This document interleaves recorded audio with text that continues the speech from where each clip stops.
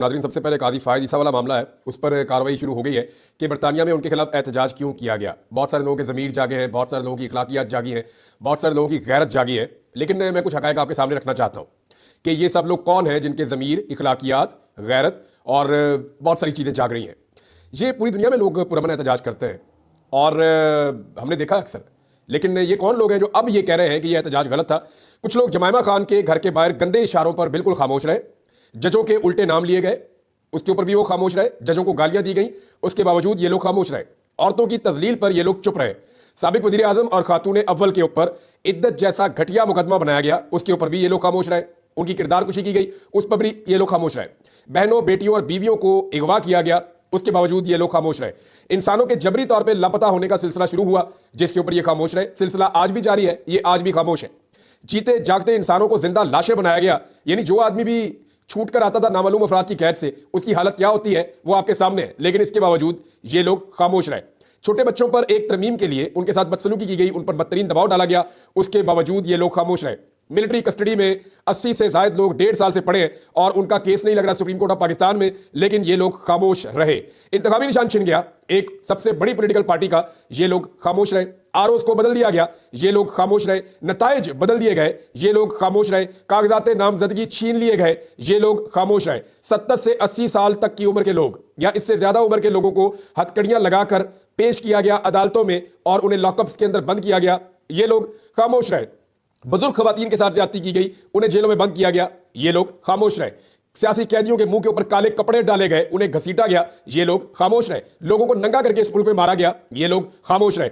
जीतने वालों से उनकी मखसूस नशिस्तें छीन कर हारने वालों को दे दी गई, ये लोग फिर भी खामोश रहे। चादर और चार दीवारी का तकद्दुस एक बार नहीं, हजारों बार इस मुल्क में किया गया, बार बार किया गया, लेकिन ये लोग खामोश रहे। साबिक वज़ीर आज़म को गोलियां मारी गई इस मुल्क में, ये लोग खामोश रहे। वो अपना मुकदमा करवाने की कोशिश करता रहा, ये लोग खामोश रहे। पाकिस्तान का सबसे मकबूल सहाफी शहीद कर दिया गया, ये खामोश रहे। उनकी वालदा आज तक अपना मुकदमा दर्ज नहीं करवा पाई, ये लोग खामोश रहे। पहली बार तारीख में ऐसा हुआ कि एक वज़ीर आज़म को गिरफ्तार किया गया साबिक, और 1.25 साल से ना किसी ने उसको देखा, ना किसी ने उसको सुना, लेकिन ये लोग फिर भी खामोश रहे। असेंबली और पार्लियामेंट लॉजेस पर नकाब पोशों ने हमला कर दिया, वहां से अरकान असेंबली को उठाकर ले गए, लेकिन ये लोग खामोश रहे। अरकान असेंबली के ऊपर असेंबली में और पार्लियामेंट लॉजेस में टॉर्चर किया गया, ये लोग खामोश रहे। खैबर पख्तूनख्वा हाउस पर धावा बोलकर उसको तोड़ा गया, इसके बावजूद ये लोग खामोश रहे। एक सूबे के वज़ीर आला को 1 महीने में 2 मरतबा गायब कर दिया गया, अगवा किया गया, लेकिन ये लोग खामोश रहे। और ये सारे काले करतूत जो हुए हैं इनके ऊपर, और इस तरह के बेशुमार मैं आपको और गिना सकता हूं, ये लोग खामोश रहे। लेकिन काजी फ़ायद ईसा के खिलाफ चंद नारे लगे हैं या गाड़ी पे 1-2 लोगों ने हाथ मारा है, तो इस मामले पर इनकी गैरत भी जाग गई, इनकी अखलाकियात भी जाग गई और इनका मुर्दा ज़मीर भी जिंदा हो गया। ये ज़मीर बड़ा सियाना है, ये गैरत बड़ी समझदार है, और ये अखलाकियात का भाषण जो है ये बड़े मौके पर इनको याद आता है। यानी आम आदमी के साथ इस मुल्क में कुछ भी हो, मजलूम के साथ जो मर्जी हो, इनकी गैरत कभी नहीं जागती। ये खामोश रहते हैं, इनका ज़मीर सोया रहता है। लेकिन जैसे ही कुछ हो जाए बड़े आदमी के साथ, सिस्टम के अंदर के आदमी के साथ या किसी जालिम के साथ, तो इनकी गैरत फौरी तौर पर जाग जाती है। इमरान खान साहब ने अपनी बहन को एक बात कही, वो बात यहां पर फिट आती है। अभी हाल ही में उन्होंने ये बात की है, कल की, तो कल उन्होंने जो इमरान खान साहब ने कहा वो यहां पर फिट आती है, मैं आपको सुना देता हूं। उन्होंने कहा, इमरान खान ने, कि दुश्मन कमीना ना हो। ये दुश्मनी भी कर रहे हैं और कमीनगी भी कर रहे हैं। लेकिन कभी टेक्निकली आपने सोचा ये पूरा निजाम मिलकर काजी फ़ायद ईसा साहब के इस वाक़े को लेकर इतना हसास क्यों है? बहुत सारे लोग इतने शिद्दत से गुस्से में क्यों हैं, परेशान क्यों हैं? मैं आपको वजह बता देता हूं, और इसकी बड़ी सिंपल वजह है। इस सिस्टम के लिए बहुत सारे लोग मिलकर काम करते हैं, और बहुत सारे लोग जो हैं वो सिर्फ इस उम्मीद पर काम करते हैं कि इस मुल्क में तो रहना नहीं है, यहां से भाग जाएंगे यूरोप की ठंडी हवाओं में, हम बेहतरीन मुल्कों में चले जाएंगे जहां पे जबरदस्त किस्म की सहूलियात है, अपने बच्चों को, फैमिली को वहां पे रखेंगे, यहां से जो पैसा हम बटोर लेंगे जाके वहां पे इस्तेमाल करेंगे। तो वो जो लोग हैं उनके लिए मुश्किल पैदा हो गई है कि वो सिस्टम की बात माने या ना माने। तो सिस्टम को घबराहट हो रही है। सिस्टम ये सोच रहा है कि अपने लोगों को जिन मुल्कों में भेजने की हम तरगीब देते थे कि उन मुल्कों में आपको सेटल कर देंगे, आप हमारे मुताबिक नौकरी कीजिए या हमारे मुताबिक निज़ाम को चलाइए, बाद में आपको महफूज मुल्कों में भेज दिया जाएगा। अगर वो मुल्क महफूज नहीं रहे तो फिर ये लोग अपने मुस्तकबिल की खातिर जो कंप्रोमाइज़ करते हैं वो आइंदा नहीं करेंगे। एक्चुअली ये है प्रॉब्लम। आइंदा कोई जज इस्तेमाल होने से पहले 1000 दफा सोचेगा कि वो दुनिया के किसी भी मुल्क में जाके इज्जत की जिंदगी नहीं गुजार सकेगा, क्योंकि पाकिस्तानी सवाल पूछेंगे कि आपने ये ज्यादती और जुल्म क्यों किया है। अब जो लोग इन तमाम मजालिम के ऊपर खामोश रहे हैं वो अब सिर्फ काजी फ़ायद ईसा वाले मामले को लेकर चला रहे हैं। तो देखिए, मुझे बहुत बुरा लगा था जब मैंने ये वीडियो देखी कि एक साबिक चीफ जस्टिस सर नीचे झुकाकर इस तरह निकल रहा था, तो मुझे बुरा लगा था। सीरियसली मैं अल्लाह रब्बुल इज़्ज़त से हमेशा दुआ करता हूँ, या अल्लाह तेरे हाथ में सबकी इज्जत है, तो सबकी शर्म और इज्जत कायम रख। लेकिन मुझे बुरा लगा, लेकिन भाई काजी फ़ायद ईसा साहब को भी तो बुरा लगना चाहिए था जो कुछ इस मुल्क में हुआ। काजी फ़ायद ईसा साहब ने इससे बढ़ के जुल्म किए हैं और उसके ऊपर कुछ भी नहीं हुआ। तो अब आ जाए जनाब अगली स्टोरी के ऊपर। 9 मई के हवाले से एक बड़ा इंपॉर्टेंट जो है वो चीज़ें होने जा रही हैं पाकिस्तान में, क्योंकि इमरान खान साहब के ऊपर एक मुकदमा बनाया जाएगा जीएचक्यू पर हमले के हवाले से। बनाया पहले ही हुआ है, अब उनको उसके अंदर जो है वो बाकायदा इमरान खान साहब के ऊपर इस पर फर्द जुर्म आयद की जाएगी। लेकिन उससे पहले कुछ डेवलपमेंट्स हुई हैं जो पाकिस्तान तहरीक इंसाफ को सूट कर गई हैं। इससे पहले मैं आपको ये खबर दूं, मैं आपको एक और चीज़ बताता हूं कि बुशरा बीबी जमान पार्क में पहुंच गई है लाहौर में। बहुत सारे लोग ये कह रहे थे कि वो खैबर पख्तूनख्वा जाके बैठ गई है, वहां से वो पॉलिटिक्स करेंगी। कुछ लोग खबरें दे रहे हैं कि अलीमा खान ने ये कर दिया, बुशरा बीबी ने ये कर दिया। कुछ नहीं किया किसी ने। ना बुशरा बीबी का सियासत में कोई किरदार है, ना उनका कोई काम है, ना अलीमा खान का सियासत में कोई काम है, ना उनका किरदार है। और ये बात इमरान खान साहब कई मरतबा कह चुके हैं। ये जानबूझकर प्रोपेगेंडा फैलाया जा रहा है और इसके लिए बाकायदा मीडिया को खबरें फीड की जा रही हैं कि आप ये कहें कि अलीमा खान ये कर रही है और आप कहें बुशरा बीबी ये कर रही है। इससे ये होगा कि पार्टी के अंदर एक डिवाइड पैदा होगी और लड़ाई की कैफियत के अंदर पाकिस्तान तहरीक इंसाफ डैमेज होगी। तो तहरीक इंसाफ को बाहर के सारे फैक्टर्स मिलकर डैमेज नहीं कर सके, अब अंदर से लड़ाने की कोशिश की जा रही है। मेरे ख्याल में इमरान खान साहब के खिलाफ ये बहुत कमजोर हथियार होगा, लेकिन है मौसर, लेकिन इमरान खान के मुकाबले में कमजोर है, क्योंकि इमरान खान साहब इन दोनों को सियासत के अंदर कोई हिस्सा नहीं देंगे। ना वो अपनी बीवी को देंगे, ना वो अपनी बहनों को देंगे। लिहाजा इनका सिर्फ किरदार इतना है कि एक अपने शौहर के लिए और दूसरी अपने भाई के लिए आवाज़ उठाती रहेंगी, और वो उनका हक भी बनता है। और सियासत करना या सियासी बात करना या सियासी समझबूझ होना, सियासी शऊर रखना, ये सबका हक है। ये हर आदमी का, हर औरत का हक है, वो हक इस्तेमाल करेंगे। लेकिन ये पॉलिटिकल पार्टी जो है वो ऐसा नहीं होगा। ये जो भी कर रहे हैं प्रोपेगेंडा के तहत कर रहे हैं लोग। अच्छा जी, 9 मई के हवाले से जो खबर है वो मैं आपके साथ शेयर कर देता हूं, क्योंकि इमरान खान साहब के ऊपर जो आखिर में चीज़ें आनी है वो 9 मई के हवाले से आएंगी। पहली खबर जो है वो मैं आपको ये देने वाला हूं कि पाकिस्तान तहरीक इंसाफ के 30 मुल्जिमान बाइज्जत बरी हो गए। 9 मई के पुरतशद्दुद वाक़यात जो हुए थे उनमें मुकदमा चलाया गया और ये बड़े इंपॉर्टेंट मुल्जिमान हैं जो बाइज्जत बरी हुए हैं। ये जो मुल्जिमान बरी हुए हैं उनके अंदर सूबाई वजीर मीना खान अफरीदी, कामरान बंगश, तैमूर सलीम झगड़ा, अरबाब शेर अली और इरफान सलीम समेत दीगर बहुत सारे कारकुनान शामिल हैं। इसी तरह इस्लामाबाद के अंदर भी बहुत सारे लोग जो हैं उन्हें अभी जमानतें मिली हैं। यानी 532 मुल्जिमान हैं जिनके ऊपर दहशतगर्दी के मुकदमात बनाए गए थे, लेकिन उन 532 मुल्जिमान की जमानतें मंजूर हो गई हैं और 20-20 हज़ार रुपये के मुचलकों पर अदालत ने इन सबको जमानतें दे दी हैं। अब इमरान खान साहब के ऊपर जो अब मुकदमा बनाया जाएगा या उनके ऊपर जो एक फर्द जुर्म आयद की जाएगी, मुकदमा तो पहले से बनाया हुआ है, और ये है जनाब जीएचक्यू के ऊपर हमला केस। इसमें मजीद 12 पीटीआई कायदीन समेत 32 मुल्जिमान में चालान की नकूल तकसीम कर दी, जबकि इमरान खान को नकूल की तकसीम 8 नवंबर को होगी। इमरान खान साहब के ऊपर बनने वाले मुकदमों में ये एक कमजोर तरीन मुकदमा होगा। एक तो बहुत सारे लोग 9 मई के मुकदमा में बाइज्जत बरी हो गए हैं, बहुत सारे लोगों की इसमें जमानतें हो गई हैं, बहुत सारे लोगों का इसके अंदर किरदार साबित ही नहीं हुआ, और जो लोग वादा माफ गवाह बन गए या जिन लोगों ने कह दिया जी प्रेस कॉन्फ्रेंस कर दी ठीक है, वो लोग अपने घरों में जाकर बैठे हुए हैं। तो ये सारी प्रेसिडेंट इसके साथ लगेगी। दूसरा, 9 मई की जो मनसूबाबंदी है उसका मुकदमा इमरान खान साहब पे पहले ही हो चुका है लाहौर में, और मनसूबाबंदी वाले केस के अंदर लाहौर हाई कोर्ट ने जिस तरह उड़ा के मारा था सारे मुकदमे को, वो भी आपके सामने है, वो भी प्रोसिक्यूशन साबित नहीं कर सकी। अब अगर मनसूबाबंदी इमरान खान साहब ने नहीं की तो क्या जीएचक्यू के ऊपर हमले में इमरान खान साहब राह रास्त मुलविस थे? तो देखिए, 9 मई को इमरान खान साहब को गिरफ्तार कर लिया गया था, वो इदारों की हिरासत में थे और उस वक्त अवामी रद्द-ए-अमल के तौर पर यह सब कुछ हो रहा था। अगर कोई मनसूबाबंदी थी तो वो इमरान खान साहब ने पहले की होगी लाहौर में, तो लाहौर में मनसूबाबंदी वाला केस तो पहले ही उड़ गया, यानी इसमें से तो इमरान खान साहब निकल गए। अब फिजिकली इमरान खान साहब जो है वो कैद में गिरफ्तार है, तो उनको इसके अंदर रगड़ा दिया ही नहीं जा सकता। जैसा मर्जी केस बना ले, ये टेक्निकली केस गलत है, और इस केस के अंदर यानी मनसूबाबंदी का केस आप बना सकते थे, वो आपने मुकदमा ही ऐसा बनाया कि पुलिस वाले भेस बदल के इमरान खान के 5 बैरियर्स को बाईपास करके सारी सिक्योरिटी से निकल के इमरान खान के कमरे में जाके बैठ गए और वहां सोफे के पीछे छुप के उन्होंने सारी बातें या टेबल के नीचे छुप के सारी बातें सुन ली 2 पुलिस वालों ने, और वो सारी बातें आकर बाहर बता दी बाद में अपने अफसरान को। उसमें इतने लकूनास थे वो उड़ा के मार दिया वहां पे हाई कोर्ट ने। तो साजिश तो साबित नहीं हुई। अब इमरान खान प्रैक्टिकली क्या उसके अंदर शामिल थे 9 मई को जीएचक्यू पे अटैक में? तो इमरान खान साहब तो गिरफ्तार थे। लिहाजा ये कमजोर तरीन मुकदमा है, इसमें थोड़ा लंबा किया जा सकता है, लेकिन इमरान खान साहब इसके अंदर फिक्स नहीं हो सकते, बहुत मुश्किल है कि उन्हें इसके अंदर फिक्स किया जाए। अच्छा जी, एक और खबर है, और ये खबर दी है साकिब बशीर साहब ने, और ये बहुत इंपॉर्टेंट है। इसमें होने ये जा रहा है, पहले मैं आपको ये बता देता हूं कि हुकूमत ने नाम मांगे थे सुप्रीम जुडिशल काउंसिल के लिए, और उसमें जुडिशल कमीशन के लिए, सॉरी, उसकी नई तश्कील के लिए नाम मांगे थे।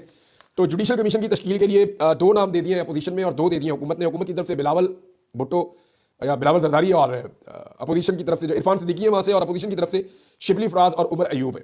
तो ये 4 बंदे हैं जो इसके अंदर शामिल हो जाएंगे, और अब देखना यह है कि ये करते क्या है। लेकिन साकिब बशीर साहब अंदर की खबर लेकर आए, वो बहुत इंपॉर्टेंट है।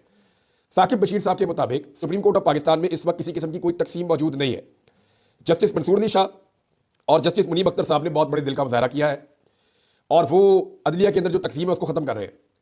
हत्ता कि इस हवाले से जो कमेटी है उसकी तश्कील 9 कर दी गई है, यानी कादी फायद ईसा साहब का एक और फैसला भी वो इधर उधर हो गया, जस्टिस मंसूर अली शाह साहब की वहाँ पे बड़ी अहम जिम्मेदारी उनको मिल गई है। इसके ऊपर बाद में तफसीली बातचीत करेंगे, लेकिन जो साकिब बशीर साहब की खबर है वो ये है कि हुकूमत को ये उम्मीद थी कि जस्टिस याह्या अफरीदी इनकार कर देंगे और इस सूरत में अमीनुद्दीन खान साहब जो है उनको बना दिया जाएगा चीफ जस्टिस ऑफ पाकिस्तान। यानी हुकूमत ये सच्ची दिखा के खब्बी मारने लगी थी। पूरे पाकिस्तान को ये कहा कि पहले 3 में से ही आएगा, अगर याह्या अफरीदी साहब ने इनकार कर दिया तो फिर हमें पहले 2 में से लेना पड़ेगा। हालांकि ये झूठ था।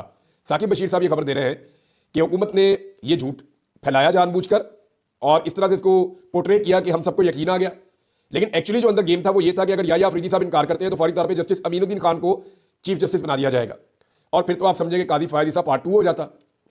लिहाजा ये तो अच्छा ही हो गया, फिर जो है वो जस्टिस याह्या अफरीदी साहब ने हलफ ले लिया। ये अगर मैं साकिब बशीर साहब की खबर पर यकीन करूँ तो उन्होंने कहा जी कि प्रैक्टिस एंड प्रोसीजर कमेटी के अंदर भी हुकूमत ये सोच रही है कि 3 के बजाय 5 जजेस कर दिए जाए। अच्छा, प्रैक्टिस एंड प्रोसीजर कमेटी में तब्दीलियां कर करके ये थक गए। पहले कमेटी बनाई, उसके एक रूल बनाए, फिर दूसरे रूल बनाए, फिर ऑर्डिनेंस ला के उसको दोबारा तब्दील किया, अब उसको फिर तब्दील करना चाह रहे हैं। तो इसका तो इन्होंने मजाक बनाकर रख दिया कि अगर 5 जजेस उसमें ले आएंगे तो शायद हुकूमत की बात बन जाए। हुकूमत सुप्रीम कोर्ट में जजेस की तादाद भी 17 से बढ़ाकर 23 करना चाहती है, लेकिन क्या हुकूमत ये फौरी तौर पर कर सकती है कि अपनी मर्जी के जजेस लाकर सुप्रीम कोर्ट ऑफ पाकिस्तान में अक्सरियत हासिल कर ले? तो मामला यह है कि तादाद अगर हुकूमत बढ़ा भी ले फिर भी जजेस की तैनाती होने में सालों लग सकते हैं। ऐसा नहीं होता कि जज फौरी तौर पे तैयार बैठे हुए, आपने 6 जज उठाए और लाकर सुप्रीम कोर्ट ऑफ पाकिस्तान में बैठा दिया। कादी साहब अपने 13 महीनों के अंदर सिर्फ 3 जजेस ला सके हैं और वो भी लाते लाते उन्हें 7-8 महीने लग गए थे। तो हुकूमत के लिए फौरी रिलीफ तो निश्ता, 1-2 जज तो फौरी तौर पर आ सकते हैं, लेकिन उससे भी हुकूमत अकलियत में ही रहेगी या हुकूमत के हमायती जजेस अकलियत में रहेंगे। और कादी फायदी साहब की वजह से कुछ जजेस अगर खड़े थे हुकूमत के कैंप में, तो कादी साहब की रिटायरमेंट के बाद वो कहां खड़े हैं इसका अंदाजा आप अच्छी तरह लगा सकते हैं। और कादी साहब की हालत देखने के बाद जो ये कौम उनसे सवालात कर रही है या जिस इज्जत अफजाई के साथ वो रिटायर हुए हैं, इसको देखने के बाद तो वो जजेस से 10 दफा सोचेंगे कि उन्होंने जुल्म और ज्यादती का साथ देना है या नहीं देना। तो ये जल्दबाजी में नहीं हो सकेगा, एक नया बहरान जन्म ले सकता है। और आईनी तरमीम भी चैलेंज हुई है। देखिए, आईनी तरमीम को बहुत सारे लोगों ने सुप्रीम कोर्ट ऑफ पाकिस्तान में चैलेंज किया हुआ है और जो सुप्रीम कोर्ट ऑफ पाकिस्तान को कवर करने वाले जर्नलिस्ट हैं उनका ये कहना है कि आइडियल सिचुएशन तो ये होगी कि फुल कोर्ट इस मामले को देखे, यानी पूरा सुप्रीम कोर्ट बैठे और बैठकर इस मामले को देखे, क्योंकि इसी के अंदर से आईनी बेंच भी बाद में बनना है ना, तो कोई एतराज ही नहीं कर सकता। सारे जजेस मिलकर बैठे और बैठकर देखें कि आया ये आईनी तरमीम दुरुस्त हुई है या ये आईनी तरमीम गलत हुई है। ये मामला भी उठाया जाना चाहिए। बहरहाल एक खबर और है, मैं आपके साथ शेयर कर देता हूं, और ये खबर है जनाब सानिया निश्तर साहिबा के हवाले से अफसोसनाक खबर है कि उन्होंने इस्तीफा दे दिया है। सेनेट से 2021 में वो आई थी, ये बैनुल अक़वामी किसी इदारे में उन्होंने मुलाजमत की, उसकी वजह से वो कह रही है मैं इस्तीफा दे रही हूँ, लेकिन वजह आप सारे जानते हैं। मुझे अगर सेनेट में ख़वातीन में किसी के ऊपर आप ये कह सकते थे कि वाकई में इमरान खान ने कमाल काम किया, तो सानिया निश्तर साहिबा को लाना सेनेट में बड़ा कमाल काम था। बड़ी काबिल खातून, पाकिस्तान को ऐसे लोगों की ज़रूरत है, और ऐसे लोग अगर सियासत से बाहर जा रहे हैं तो जो सियासत का हाल कर दिया तो ऐसे लोग तो छोड़कर जाएंगे। और आप इनकी जगह पे कैसे लोगों को लेकर आएंगे? आप एमल वली खान टाइप के लोगों को लेकर आएंगे जिन्होंने अपने बुजुर्गों की सियासत तबाह कर दी है। यानी ANP अपनी पूरी सियासत में इस वजह से मकबूल थी, या उनका जो एक नज़रिया था वो ये था कि वो ये कहते थे कि एस्टेब्लिशमेंट की सियासत में मुदाखलत नहीं होनी चाहिए, और इसी एक नुक्ते पर ANP की पूरी सियासत खड़ी थी। आज एमल वली खान उस जगह पर ले आए ANP को कि उन्हें अपनी सियासत बचाने के लिए एस्टेब्लिशमेंट की सहूलतकारी दरकार है, और वो एस्टेब्लिशमेंट की हर बात मानते हैं, चाहे मुंह से कुछ भी कहते रहे। और उन्हें यह पता है कि अगर आइंदा इलेक्शन में कोई 2-4 सीटें उनको मिल सकती हैं तो वो एस्टेब्लिशमेंट ही दिलाएगी, क्योंकि अवाम की नज़र में तो उन्होंने अपनी पार्टी जानबूझकर खुद खत्म कर दी है। कुछ और खबरें नाज़रीन मैं आपके साथ शेयर करता हूं। एक तो मरियम नवाज साहब का स्टेटमेंट है, बड़ा मजे का है, मैं उस पर बात करना चाहूंगा। मरियम नवाज ने कहा कि जहां नवाज शरीफ का नाम आता है लोग आंखें बंद करके यकीन करते हैं। स्टेटमेंट यहां मुकम्मल नहीं हुआ, उनका यहां पर मुकम्मल हो गया। लोग आंखें बंद करके यकीन करते हैं कि कोई ना कोई घपला होने लगा है। नवाज शरीफ का नाम गूगल करके देख लें आप, या आप टॉप 10 पॉलिटिशियन जो करप्ट है उनका नाम गूगल करके देख लें, नवाज शरीफ का टॉप पे आएगा। करप्ट पॉलिटिशियंस आप लिख कर देख लें गूगल पे, सबसे बड़ा सर्च इंजन है पूरी दुनिया का। तो जब भी नवाज शरीफ का नाम आए तो लोग आंखें बंद करके यकीन कर लेते हैं कि कोई ना कोई घपला, कोई ना कोई फ्रॉड होने लगा है, कोई ना कोई दाव लगाने लगे हैं। मरियम नवाज ने एक और स्टेटमेंट दिया, उन्होंने कहा जी कि भारत के साथ मैं बातचीत करूंगी ये जो स्मोक के हवाले से, तो ये बिल्कुल ठीक बात की है उन्होंने। ये बात होनी चाहिए, चाहे वो वज़ीर आला पंजाब है, चाहे वो फेडरल गवर्नमेंट है, जो भी बात करे ये बात करनी चाहिए, क्योंकि स्मोक एक बड़ा सीरियस मसला है। आप मेरी हालत देख लें, लोगों की हालत आप देख लें कि थोड़ी थोड़ी देर के बाद आंखों में से पानी बहता है, फ्लू होता है। जो भी लाहौर के आसपास भी जाता है उसको 2-4 दिन लग जाते हैं इलाज करवाते हुए, जो भी लाहौर का चक्कर लगा के आएगा।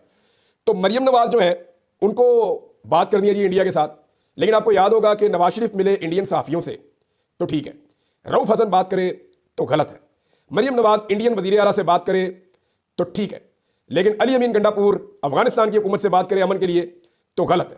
तो ऐसे तो नहीं हो सकता ना, ऐसा तो नहीं हो सकता कि आप एक चीज़ को एक वक्त में अच्छा कहें और दूसरे वक्त में बुरा कहें। ये मुनाफकत है, ये 2 नंबरी और बेईमानी है, इससे अपने आप को बचाएं। नाज़रीन, एक और आपको मैं बड़ा दिलचस्प मुकदमा बताता हूं। तहरीक इंसाफ की रुकन असेंबली है अनीका मेहदी भट्टी, उनके वालिद मेहदी भट्टी और भाई शौकत भट्टी के खिलाफ 1.5 टन का एक एसी, ये पहले एमएनए रह चुके हैं और बड़े ठीक ठाक लोग हैं।